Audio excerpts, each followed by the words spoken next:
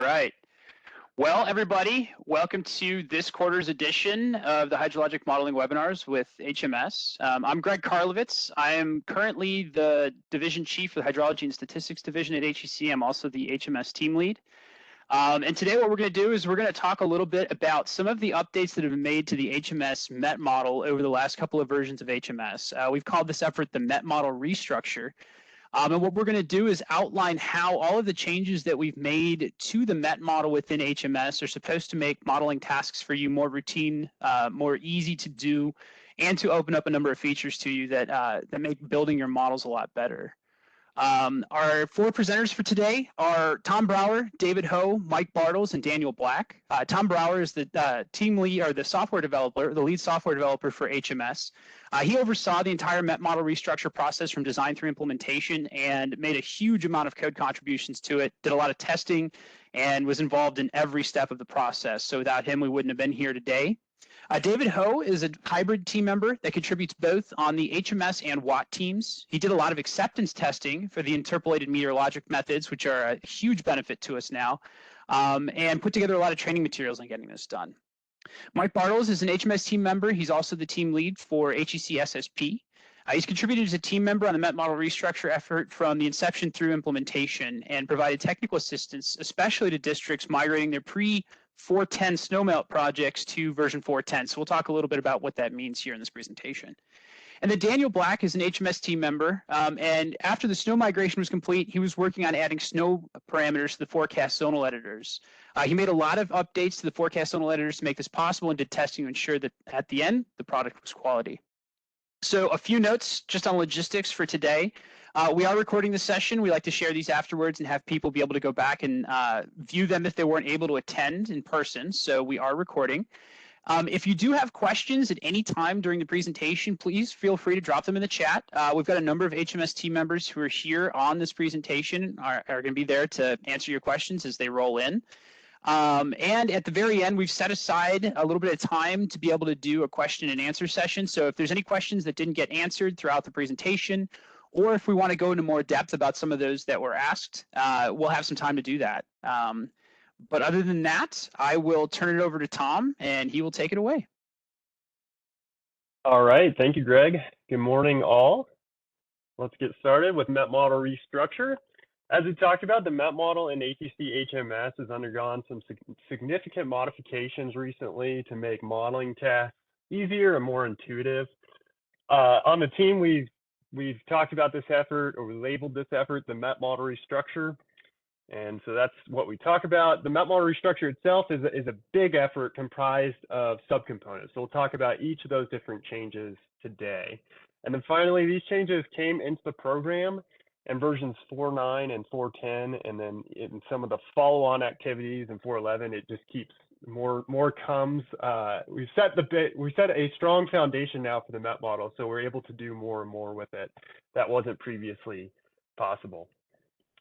And so I'll say all of this has gone out in the release notes for both 4.9 and 4.10. Some of you have probably noticed changes in the program. If you've read the release notes, you understand those. If you haven't read the release notes, well, then that's why we're here today. We're going to walk you through it. So hopefully everything makes sense. All right, just an outline for today's presentation. I'll start with an overview of the MET model restructure. And then we're going to have David Ho, and he's going to demonstrate interpolated meteorology. Mike Bartles is going to demonstrate migrating snowmelt, snow migration from 4.9 to 4.10. And then Daniel Black is going to do a demo of the zonal editors for Snowmelt. All right, here's a list of, like I said, the MET model restructure is comprised of subtasks. Here's a list of those tasks and which versions they went out in. So we have MET processes being generalized in 4.9. We have decoupling of MET model and Basin model computes in 4.9. And then we have automatic linkages for gridded MET models.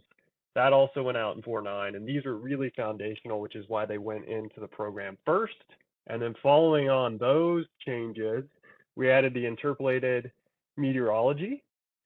And we also migrated Snowmelt from the MET model to the Basin model. Both of those went into 4.10. And then after 4.10, now we have zonal editors for Snowmelt.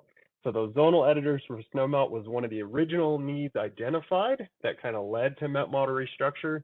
And along with all of the restructuring that we did, we cleaned up some other things and made other things about the Met model more efficient and better. So it wasn't just to get to zonals, it was to do a number of different things across the Met model. All right, first I'll talk a little bit about process generalization. And so if you're in 4.8 and prior, it's going to look like what's on the left of the screen. And then in 4.9 and newer is going to be the right side of the screen. So in 4.8 and prior, the Met model, where certain Met processes were parameterized, it differed based on the process. And I kind of think of it as first order and second order. So first order would be your base processes, something like temperature. And second order would be something like ET. So ET is derived from temperature. So that's the second order part of it. And so depending on how your Met model was structured, if you had ET in your Met model, well, then on the subbasin node that you see here in this slide, on that node is where you would specify something like a temperature time series. What we did in version 4.9 is we made each different Met process its own node in the tree, its own selection. So those processes live independently, and it's not necessarily a sub-process of, say, evapotranspiration. And what that does is I think it makes the Met model a little simpler to follow. And it eliminates the possibility that you might have duplicates, because that was possible when Snowmelt was formerly in the Met model. You could actually select one gridded temperature time series to drive Snowmelt and a different gridded temperature time series to drive ET, which isn't terrible, but isn't exactly the best. So that's all been cleaned up now. Each process is its own selection and own node in the tree. All right, Basin-Meteorology Linking. We tried to make this a little bit more streamlined. If you've ever seen the error listed below, error 15256, Met model is not set up to work with Basin model. Well, this tries to address this for the case of a gridded Met model. So anytime you have to link basins and Met, that is entirely for parameterization. A lot of people think that the compute alone is enough to do the linkage. That's not true. When you select a Met model and a Basin model for a compute, that is kind of assuming that things have been parameterized. So in order to parameterize at a subbasin level in the Met model has to know what subbasins exist in the Basin model. So if you have one basin with subbasin 1 and another basin with subbasin A, and they're both linked to the same Met model, well, that Met model needs to have nodes for subbasin 1 and subbasin A. And so that's what the linkages are for.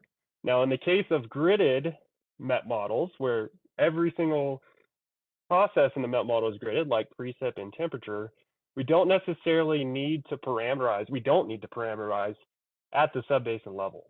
So in those cases, what we did is we made that linkage disappear. So whenever you have an entirely gridded Met model, which at this point in history is about 50% of the cases or more, I would guess, are using gridded precip, gridded temperature, gridded ET, you don't have to do any linkage. It's considered automatically linked. So hopefully that makes your lives easier. I know when we first rolled this out, I got a few tech support requests that said, hey, Tom, the Basins tab isn't there. So we've conditioned you on it for 20 years now. It's no longer there in certain cases. So just know that if you have an entirely gridded Met model, we did this to help you, not to confuse you. So hopefully that makes things a little more intuitive. All right, finally, I'll talk about compute decoupling. So this was another goal of the Met model restructure. And you can see on the top is what was in 4.9 and prior. That'd be 4.8 and prior. And then on the bottom is 4.9 and on.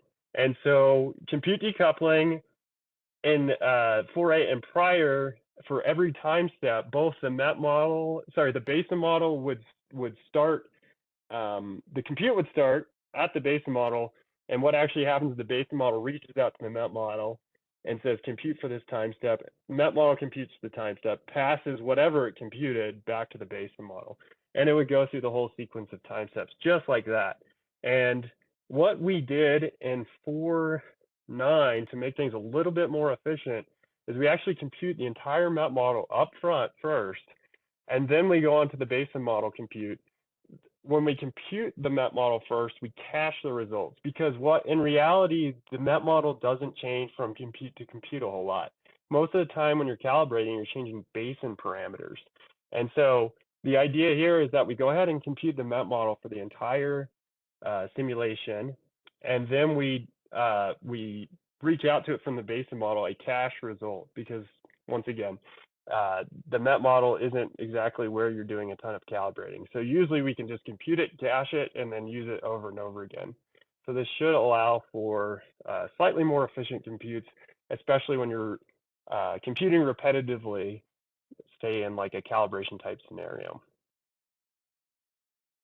All right, with that, I'm going to pass it on to David, who's going to demonstrate interpolated meteorology. All right, thank you, Tom.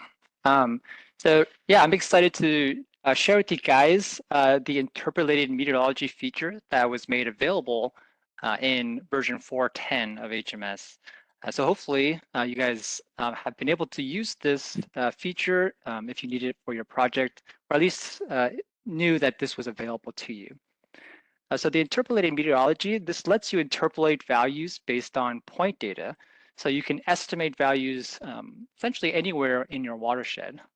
So the image that you see here shows an interpolated gridded precipitation that was created based on the blue point data that you see there.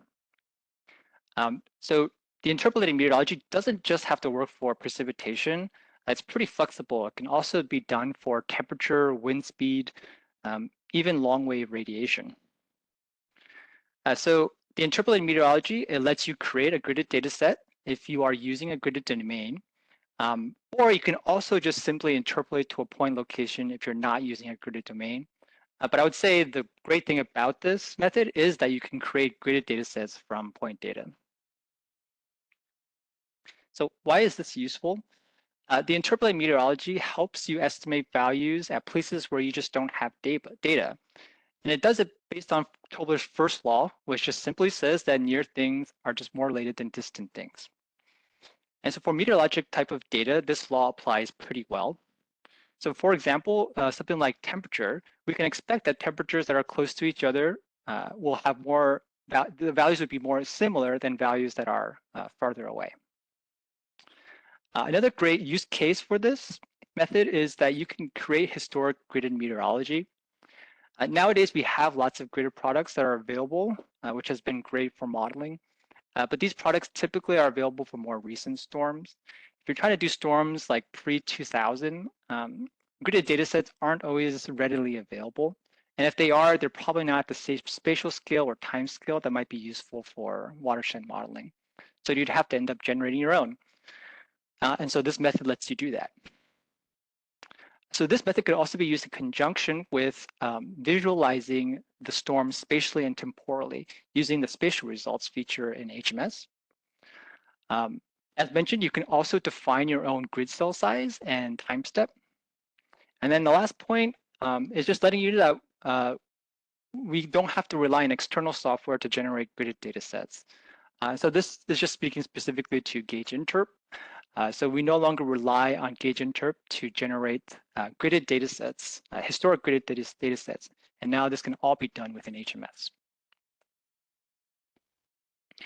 So to just set up your meteorology, you have to make sure that your data has already been inspected and cleaned. So HMS doesn't do any data cleaning for you. So that just means that making sure that your part C is precip incremental, your data type is period cumulative, and that you're using consistent units. You're not mixing and matching inches and millimeters. Once you've kind of checked that, you can import the data into your time series data. Make sure to include the latitude and longitude. And if you're using temperature data, temperature gauges, that you set in elevation. You can also select a radius of influence. And so this determines just which gauges can be used for interpolation to estimate the values at the grid cell point. And if the distance falls outside the radius, the gauge is skipped. Next, you can select an interpolation scheme, we let you choose from 4 different interpolation methods, and you can see that they all involve distant computations. You have the option to include a bias grid, which is useful for precipitation to account for topography. What we've typically seen is people use PRISM 30-year normals or the 100-year precip frequency grid that you can get from NOAA Atlas 14. And then you can also do a lapse rate to adjust temperatures up or down using the existing terrain file that you use to create your watershed. All right, so next I will go ahead and just do a quick demonstration of the interpolated meteorology. The project that I'm going to be using is the Truckee River project that I downloaded straight from our tutorials and guides page. So if you're interested in following along, or you'd want to do this yourself afterwards, this is the project that I'm using. All right, so this project, the Truckee River project, already had precipitation and temperature gauges imported here. So we just made sure that the data was cleaned and can be used for interpolating. So in the gauge data, we see that we've put in the latitude and longitude for the precipitation. And then for temperature, we've done the same thing, making sure that we have the latitude and longitude. And then we set the elevation for the temperature gauge. And that is important when we go about doing the lapse rate. We've also imported the precipitation normals grid, and that we're going to be using for biasing the data. So just take note that when you are importing a grid for bias purposes, you want to make sure that you're importing it as the precipitation's normals grid's data type. And that's just to be aware, because we have a lot of different types of data types. The one that you want to import is the precipitation normals for doing the bias. All right, so once we have the temperature and precipitation in our data, in our model, we can go to our meteorologic model. So for precipitation, I'm going to select the interpolated precipitation. And then for temperature, I'm going to select interpolated temperature. I'm just showing you precipitation and temperature, but we also have like wind speed, and we can do interpolated grids for wind speed. We can do it for evapotranspiration, dew point, and even long wave radiation. All right, so going to our interpolated precipitation menu, I'm going to select the inverse distance squared, but you can see that we have the 4 different methods. And so we make it easy. If you wanted to switch it up, you can go ahead and just change the method here and then rerun the model. For the adjustment method, I'm going to select bias, and the grid name, I'm going to select the precipitation's normal that we had imported. At the bottom over here, this is where we have to select the gauge, the precipitation gauge. And so just because you have imported the time series data, it doesn't mean that it automatically gets used. So you do have to select a gauge. So I'm going to quickly put this here.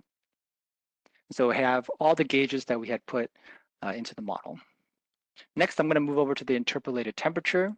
So I'm going to do the same thing. I'm going to select lapse rate, and I'm going to choose a lapse rate of -3.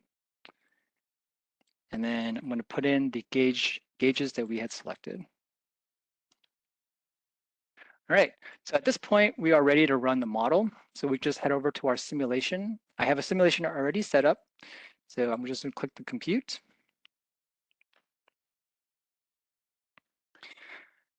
All right, and so the first part of the simulation is actually doing the interpolation and generating the gridded data set.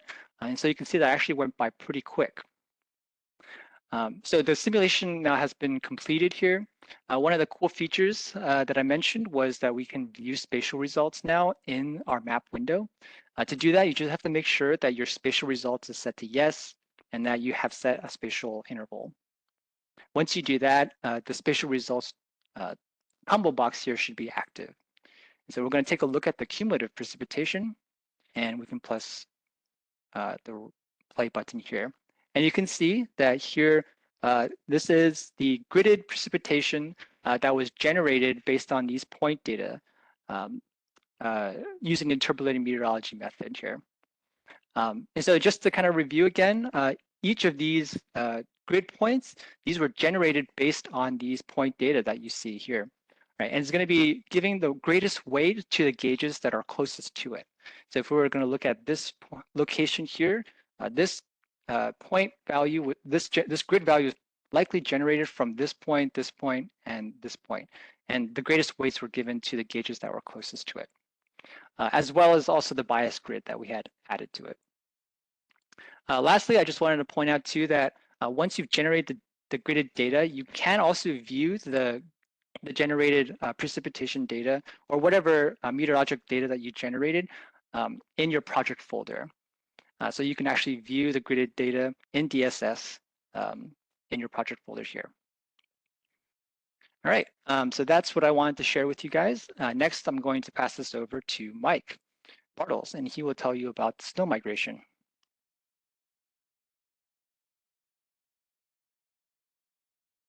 Thank you, everybody. And thank you, David.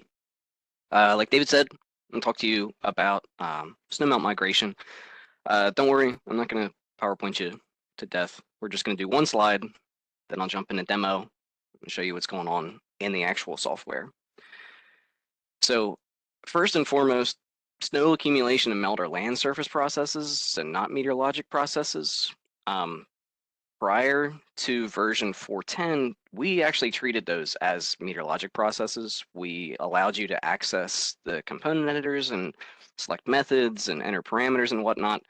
As part of the MET model, we stored that information as part of the MET model. The Basin model had to ask the MET model, like, hey, what's the snow melt for this time step? And then that was added on top of that, and we did all sorts of other computations down the way. This was a little bit difficult to deal with from a code maintenance perspective, in addition to new features and things like that. So the big effort between version 4.9 and 4.10 related to snow migration was to migrate all of that logic from the MET model to the Basin model. We also wanted to do it in a seamless way, such that nobody had to do any invasive open heart surgery on your model to make it happen. That was on the table at one point in time. We were going to take everybody's model and manually change things for them, but we found a nice way to not have to do that. So that's done automatically. Everybody say thank you to Tommy for making that one happen. But quick screen capture here. What I'm highlighting is this node, when you clicked on it, it's actually contained within the MET model to get at the parameterization, right? Hopefully that's familiar to everybody who's ever done snowmelt modeling within HMS before. This is what things used to look like. Now, things are a bit different. In version 4.10, we've migrated that. Notice that there is now a node within the Basin model specific to the actual snowmelt method. This seems subtle, but it actually brings a whole lot of really cool things to bear. For instance, we allow you to choose the modeling methods that are most appropriate for use within each element, right? When snowmelt was in the MET model, that meant you got one shot and one shot only at a snowmelt method. We allowed you to change the parameterizations throughout. But if you wanted to use snowmelt, every single subbasin needed to use snowmelt. Now that the Basin model contains these snow processes and parameters, you can individually define whether you want your subbasin to use snowmelt or not. So you could have 100 subbasins in a Basin model and only one of them use snowmelt. We also have 5 snow methods that are going to be available starting within version 4.11. So that's temperature index, a gridded representation of that, energy balance, a gridded representation of that, and a hybrid method that's kind of a mix between the two. If you define a subbasin to use gridded temperature index, that's cool. If you use gridded energy balance in another one, that's cool. If you use gridded hybrid in another one, that's cool. And the rest of them don't use it, that's fine. In HMS, we let you choose the processes that are most important and most applicable to you. Because we've migrated this to the Basin model, now you can do that. That's really, really cool. Another thing that makes us happy is this allows for much better code maintenance. We essentially treat snowmelt as another Basin process similar to like losses or transform or everything else like that. That means less maintenance for us or less maintenance headaches, fewer bugs and faster releases for you guys too. You also get a lot of really cool features just because we've done it and figured it out for other processes along the way. So let me jump out of PowerPoint for a second, and I'm going to show you what this looks like within version 4.10, and I'm also going to show you what it looks like when you update your project. So let me maximize this for everybody that's out there. I'm going to open up a project. This is for the Potomac River watershed, and it's a version 4.9 project. It was running in version 4.9, everything was great, no muss, no fuss. But now I'm going to update to version 4.10. right? So I have this dialog, everybody's seen this before. Once you convert to version 4.10, you can't go back, right? It's only forward migration. So I'm going to recommend that everybody make copies, zip copies of their project, right? You can use 7-zip, you can use Windows zip, whatever you want. This is a very safe thing to do. Make a copy of your project first, then update later on, and then you don't lose any super pertinent information along the way. But everything should be fine anyways. So I'm going to go ahead and click Convert Project. And what it's doing behind the scenes is migrating those parameters from the MET model to the Basin model. In this project, there were 2 Basin models and 3 MET models. So the 2 Basin models and MET model combinations were meant to simulate a rainfall only event for model calibration and a rain on snow event for model calibration. So there were 3 MET models to do that. 2 of them were Snowmelt. 2 of them used slightly different parameterizations for the wet melt rate or the dry melt rate function in here. And 1 of them was just rainfall only. If your project uses only rainfall methods, there's no snowmelt methods, we won't do anything funky to that project. But if you are using snowmelt, if one of those combinations had at least one of those combinations had snowmelt involved with it, such that you had snow parameters or a snowmelt method selected within the MET model, we are going to migrate those parameters to new copies of your Basin model. So first and foremost, we leave an unadulterated copy. So that's January 1996. However, there was also January 1996 that was linked to the FastMR and the Gauge Interp MET model. And both of those had snowmelt processes. And we actually tell you what's going on in the notes section. If you haven't done this already, please go to Tools, Program Settings, Messages. Go ahead and change your warnings to a different color so they don't just scroll by you and you never see them. Definitely check out the warnings that we throw in there because it will bring them to your attention. If you see this one, it says snow parameters from Meteorologic model January 1996 Gauge Interp have been moved to Basin model January 1996 copy 1.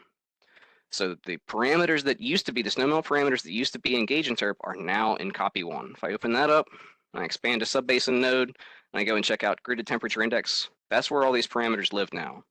So you get a new snow tab along with all the other tabs that are within here. This is where you access these parameters. Similarly, I had another MET model set up to use the January 1996 Basin model that was called FastMR. They have now been moved to January 1996 copy 2. Right, so if I open up copy 2 and expand gridded temperature index, I'm using a different ATI melt rate function for my dry melt parameters. We put those in different Basin models for you because they have to be there. They're not in the MET model anymore. We're not doing this to make your lives painful or anything like this. This is a specific design decision to make this happen. So remember when I was talking about, hey, we were planning on making copies of everybody's model for them, at least within the SWIMS National Implementation Program, everything that was done for that. This gets around that. This happens automatically for you. You don't have to worry about it anymore.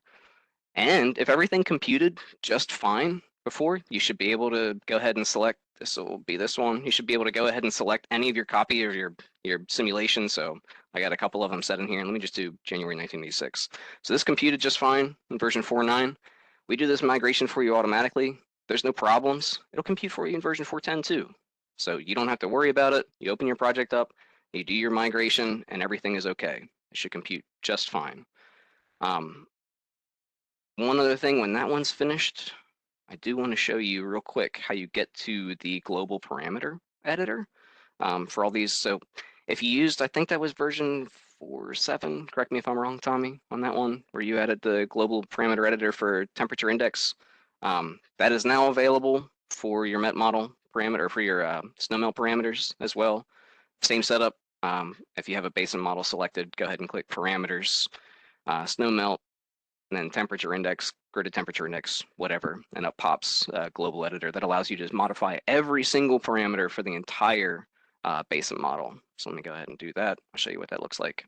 Very, very, very long editor for that one. That contains everything snowmelt parameter wise for the entire modeling domain. All right. I think I hit on everything that I wanted to talk about.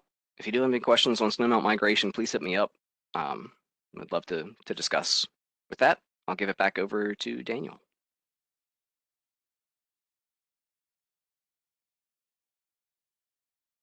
Okay. All right, thanks, Mike. Now I'm going to have a couple of slides on the new Snowmelt zonal editors, and then we'll move on to a demo. The Snowmelt zonal editors are added into the latest 4.11, which is still in beta. We currently have the zonal editors for both temperature index and gridded temperature index.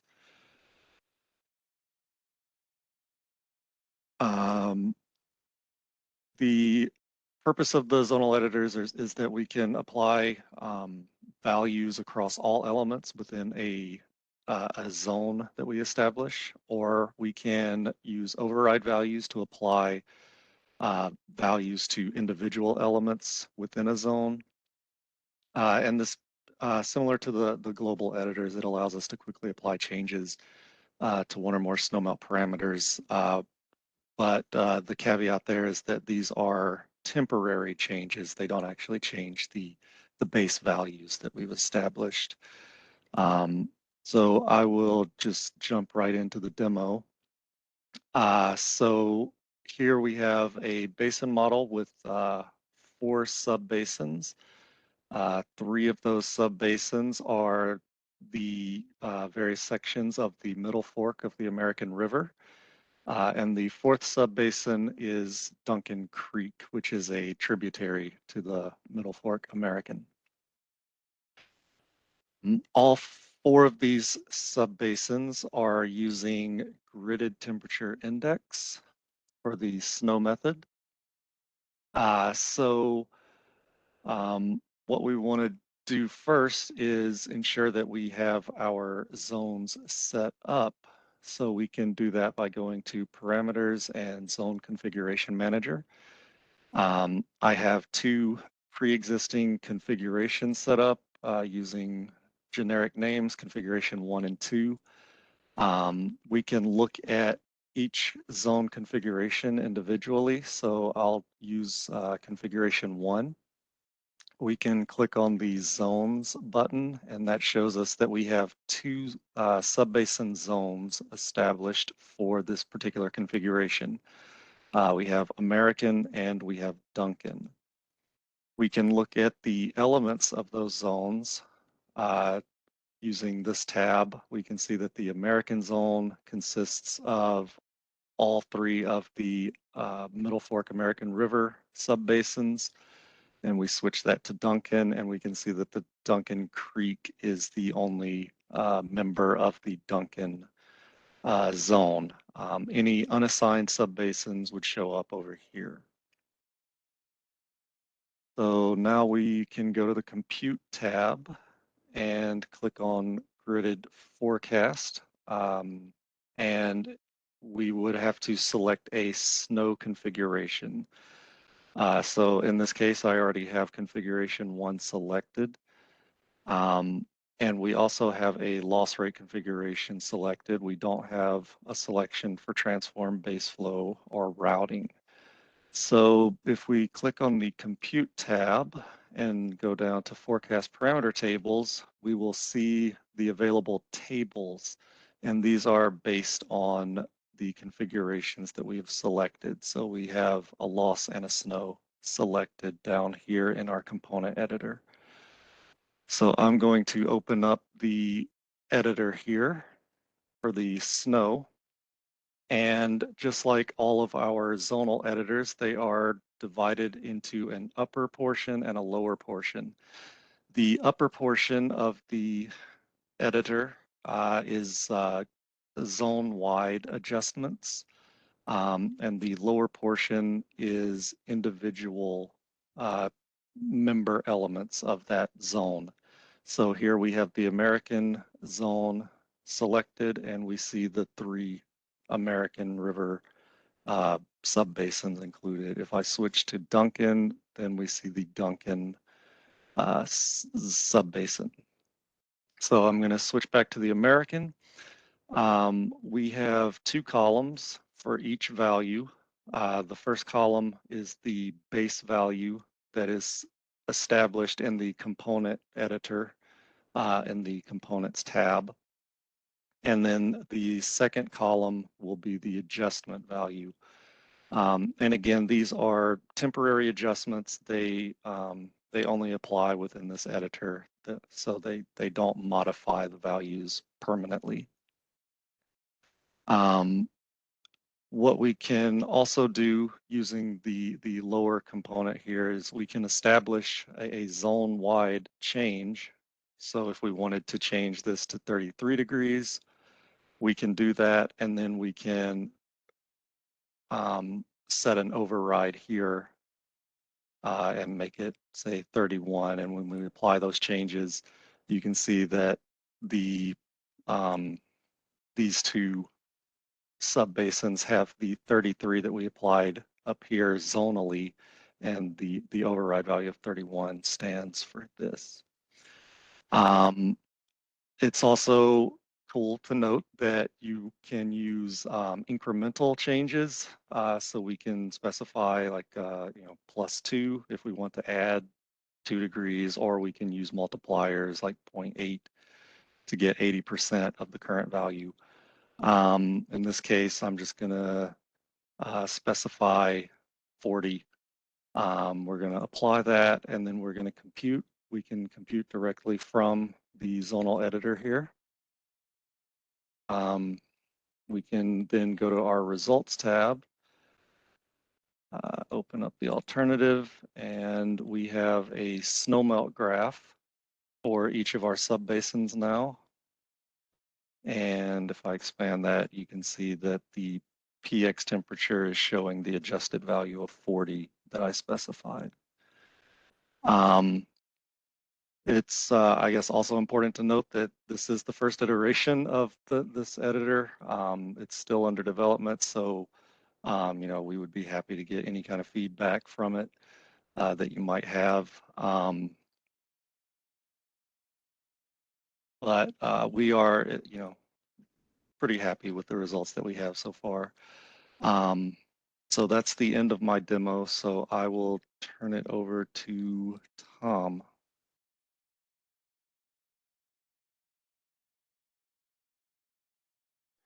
All right. Well, that brings us to the end of the presentation. We do have plenty of time for questions and discussion, which is great, but I'd be remiss if I didn't mention all of the funding partners. So this is a pretty big, involved set of enhancements that we had to go through here, and we couldn't have done it without several of our funding partners.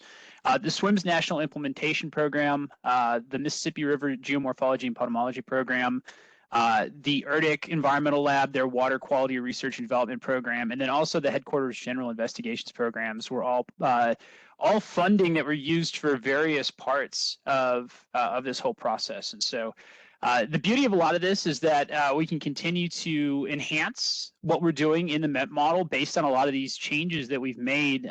This is a much more maintainable set of code, which for you as the end user might not be something that you appreciate nearly as much as us who are developers for it. But it makes it easier as you in the field encounter needs or things that, requests or enhancements or features that happen in the MET model in the condition it's in at its current state. It makes it a lot easier for us to be able to do that. So without that, we would be stuck on incremental solutions for that in the past. I do encourage you to continue to catch our updates on the HEC webpage, the dedicated software page for HMS.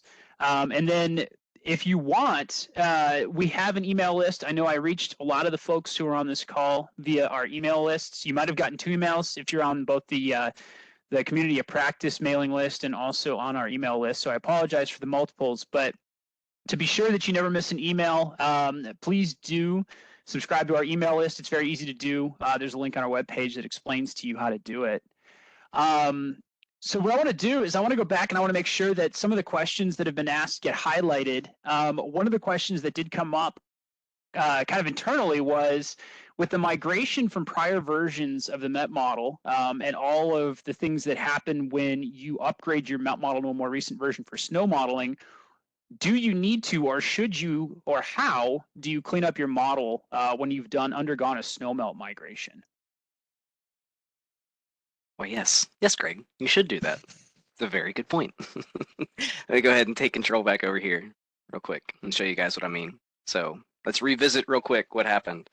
We migrated the Snowmelt parameters from FastMR to copy 2. We migrated the Snowmelt parameters from GaugeInterp to copy 1. Right? We left January 1996 as is. We didn't change that one. Consider that one a clean copy from version 4.9 to 4.10. There's no Snowmelt method selected for any of the subbasins in here. It's all set to none. Right? So this isn't actually being used. If you go over to the Compute Simulation Run Manager and check out January 1996, you'll note that we've automatically updated the basin model linkage for that specific run to use the copy 1 question or copy 1 basin model. So what you could do is delete this guy. It's not going to hurt anything. Nobody's using it. If you want to take any parameters out of it or be sure that nothing has changed, we left that there for you to do that. Investigate it, make sure you're comfortable with it. But this isn't actually being used. So you could go ahead and delete that one and then say rename this one to January 1996 base. And then I would probably rename this January 1996 copy to like fast MR. That also leaves us with the question of like, so what's different between these two MET models? What's different between January 1996 fast MR and January 1996 GaugeInterp? The only difference before was Snowmelt parameters. Now that we've migrated those to the basin model, there aren't any differences between these two MET models. They both use gridded precip, they both use gridded temperature, and they both use monthly average ET with the exact same parameterizations, exact same grids that are set and everything. So you might as well delete one of them and rename it to January 1996, whatever you want about that. And then I would go back into Simulation Run Manager and maybe change this one to not use the fast MR, but use the January 1996 one. Again, this is only possible because they had different Snowmelt parameters. There were no other differences between them. But that's a good way to clean things up. So instead of two different MET models, as it was in version 4.9 and before, to capture the differences in Snowmelt parameters, now we have two different basin models and one MET model. So feel free to go ahead and clean those things up. We make these copies for you, and we make these changes automatically, so you can still compute the exact same forecast, the exact same uncertainty, the exact same optimization, regular simulation runs. Everything runs out of the box. You don't need to change anything, but you can. You can clean things up and make it a little bit more understandable. So thank you guys for letting me ramble on that one. Clean that one up. No, it's a good point about clarifying exactly what happens in that process so that folks know what's being plugged in where whenever you make those upgrades. It's really nice to have those upgrade paths to make sure that our existing models still work and still run as you expect, even though there's been substantial changes to how the actual framework behaves. It would really be a shame if you had to go back and then re-enter a whole bunch of parameters or do anything to make that conversion. So making these copies and making sure stuff existed the way that you had it, but then when you make the copy, behaves how you expected was kind of a desirable outcome. If you have other questions, please throw them in the chat. What I want to do is I want to highlight a couple that came in that we tried to tackle and make sure that everybody's kind of aware on those. One of the questions was about the big change in how you can use, for example, different temperature data sets for Snowmelt versus ET. That is something that went away because now for the MET model, there is one source of temperature data per MET model. So for example, if you're supplying this with gridded temperature or a temperature gauge, so a specified thermograph, that's going to be used by all of the processes in that MET model that rely on temperature data. So if you have one good set of temperature data to define your MET model, that's going to be what's running those methods. There were a few questions about interpolation, and so there's some practical guidance in here, and there's also just kind of some functionality stuff. At this point, there doesn't seem to be a limit to the number of gauges that you can use in your interpolation. In theory, it's unlimited. Obviously, it's limited by your patience to add all of those gauges. There may also be a limit to within HMS just to how many things it can store for that. I would be shocked if somebody could run that limit out, though. I don't think there's any hard limit in the user interface that prevents you from doing that. Now, the flip side of this is how many should you use? That's obviously highly dependent on the size of the modeling domain you're working with, the quality of the gauges you have, the number of gauges you have. It's in your best interest if you are going from point data to having some sort of gridded product as a result, that you're using as many good sources of gridded data as you, or of gauge data as you have. So there's not really a hard limit on it. You know, for a small watershed, for a variable like temperature that doesn't vary much in space or varies quite predictably with something like a lapse variable, you know, you could get away with a very small number of gauges. But if you're handling a large watershed with very dynamic terrain where the meteorology changes pretty rapidly with respect to space, you need as many observations as possible in order to, you know, credibly estimate what's going on in space. So the answer is if you have the data, you should probably figure out how to be leveraging it. Now, in modern modeling, I know in the past, a lot of boundary conditions were highly reliant on gauge data, simply because that's the only way we were observing meteorology data, especially for you know, time periods prior to the radar era for precipitation. But if you're doing modeling for events that are happening in the recent past, gridded precipitation and temperature products have come a very long way in terms of spatial, temporal resolution, and quality. That if you can generally avoid using gauge products, I would highly recommend switching to grid if you can. There's a number of problems that exist even in gauge observations for meteorology, especially precipitation, that are overcome by some of these products that are, you know, usually radar or multi-sensor based, and I highly recommend using those instead if you can. Now, I know for historical events that might be in the distant past, you're going to want to use as many gauges as you possibly have. Related to that was the radius of influence. This is another part here where it's kind of rely on your judgment. It really does depend on the size of your modeling domain, how dense your gauge network is, if there's any notable features of the topography that might make a gauge not as useful at longer distances than others. For example, if it's at a very different elevation or you know, in an area that's isolated meteorologically, you might want to limit its radius of influence and really only make sure that the interpolation scheme is using it very close to the gauge as opposed to really extending it out. It's a little bit of a sensitivity experiment too, where you could see if you don't like the interpolated results by visualizing it in the interface. If you get results you don't like, you might consider reducing the radius of influence on a gauge by doing that. So the process is by no means totally automatic. You know, the process of actually doing the interpolation obviously is handled by the software, but it still requires your judgment in order to supply it with good data and some of these parameters that are required in order to make a lot of that work. Trying to think here. We had a question about lapse rates. So it's intrinsically linked to the DEM that you used to do your delineation. So the terrain model that's assigned to your basin model when it does this. The idea here being that it's physically linked to that model that's being used, the basin model that's being used. And in terms of limitations for using this outside of the United States, assuming that the DEM is good and that the gauge locations are all specified with the appropriate coordinates. So these are all done in lat long. And so, you know, you supply them in WGS 84 or some equivalent world datum that you can use those coordinates with. They should be fine. We haven't run into any problems in testing this. I know that some of the interpolation has been tested outside the United States and it's worked. So if you do run into any trouble with outside of the US applications of that, please let us know. Please supply your project because we definitely want to make sure that that works for outside the United States. Let me see here. I'm going to shut up for a second. Is there anybody on the team who has anything that they wanted to share or talk about before I keep diving into questions?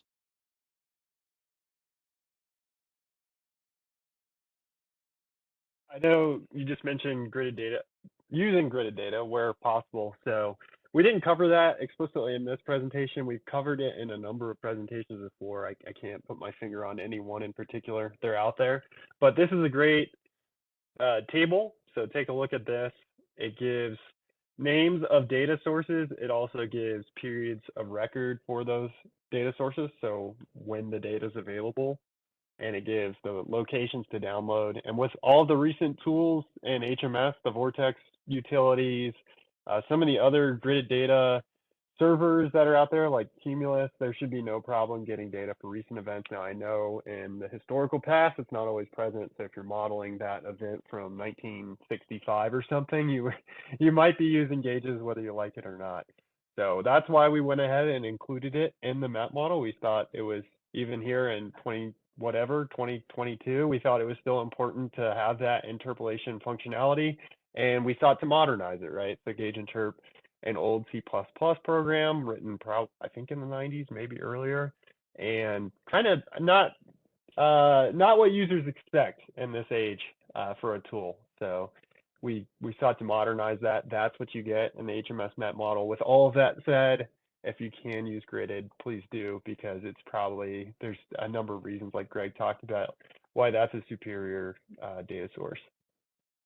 So we did have a question that rolled in that Mike took a stab at and actually answered really well, but I do want to highlight it because it's important, is that if you use the interpolated meteorology methods, what it does is it produces a time series of those gridded results written to a DSS file in the project directory that if you want to then use that with some of the utilities that do normalization, you can do that and Prism normalize it. So for example, if you use a bias grid interpolation that's based on an elevation data set to do lapse rate, or for precipitation, if you use, for example, like NOAA Atlas 1400-year grids or something like that that imprints a spatial pattern on it, if you want to use that interpolated result and then normalize it with observed Prism data, you can then take that DSS result that you got from the interpolation as that standalone DSS file and apply the normalizer to it, which is actually, in my opinion, really good practice, right? So if you have concerns over the performance of any of these products relative to each other, for example, if gauges undercatch, if radar underproduces due to blockages,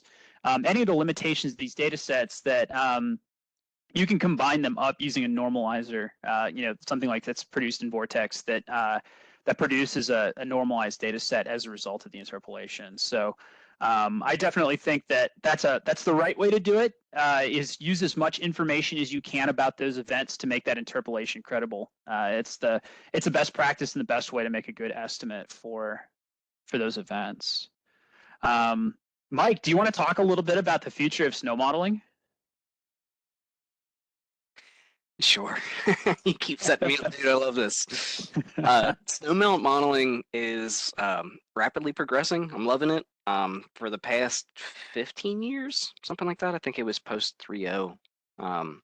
There were only two options within HEC HMS for modeling accumulation and melt processes within a snowpack, and those were temperature index. Temperature index modeling is the workhorse. We will continue to use that far, far, far into the future because it is making use of commonly available data.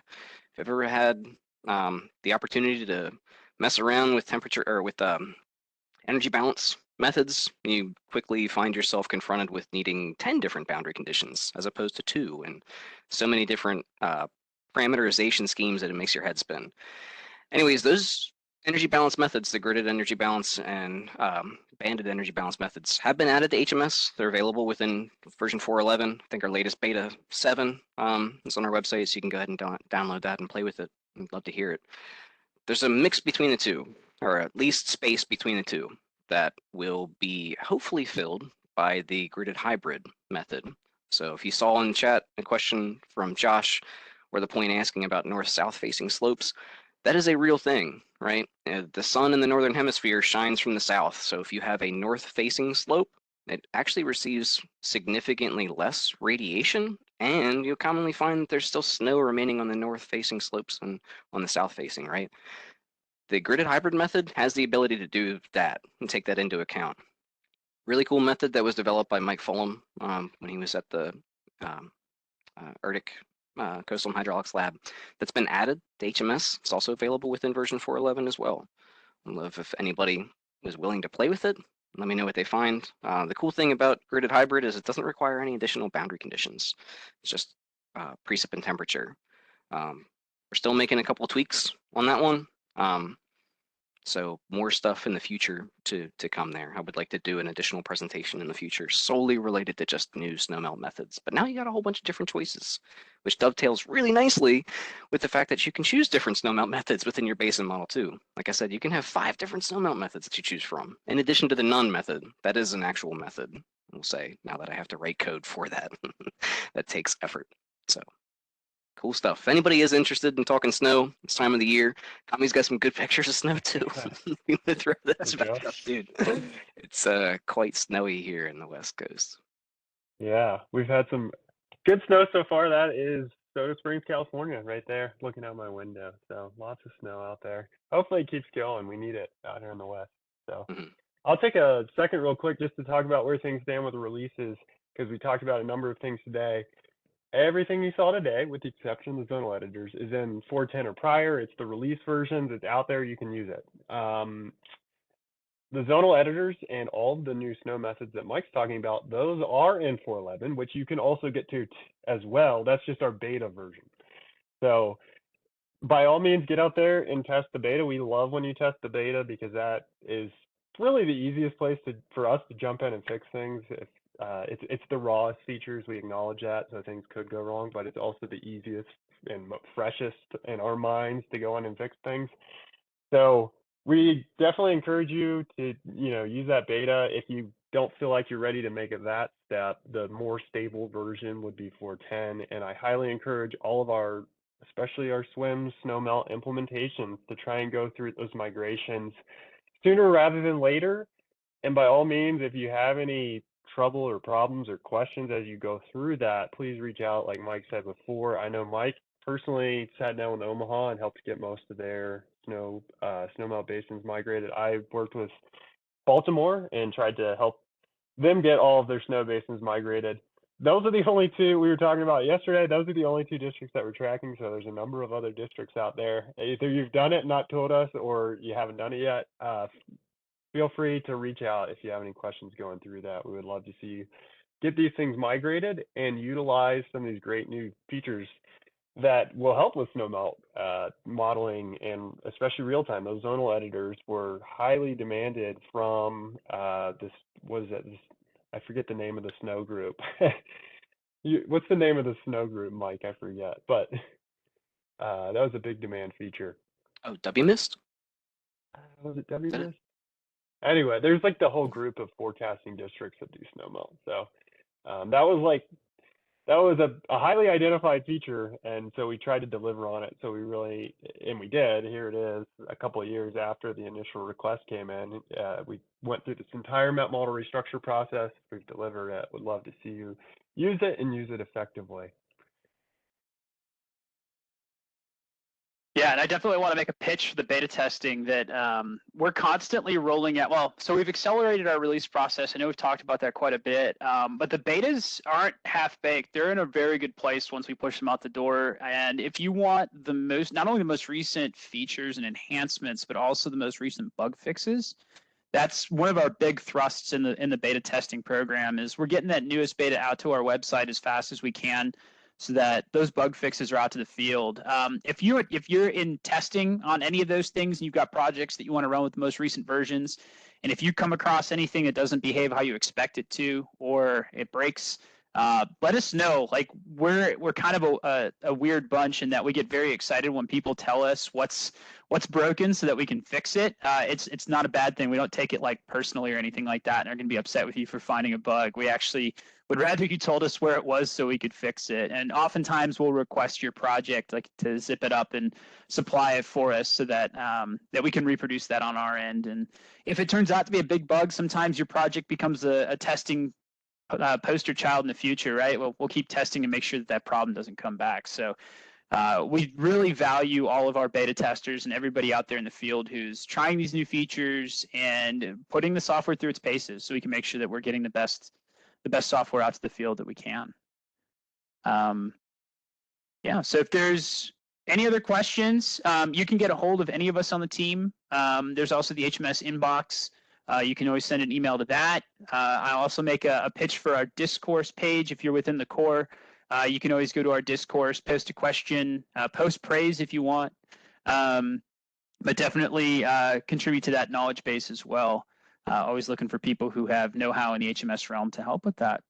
Yeah, and Tom just brought it up for us. So within the HMS category on the HEC discourse page, what's pretty cool is there's been a number of times where we've had people who are not HEC team members go out and answer questions on some of these. So it's really cool to see the wealth of knowledge that exists in our districts and our other partners be able to contribute to some of these things. So that's always a cool thing.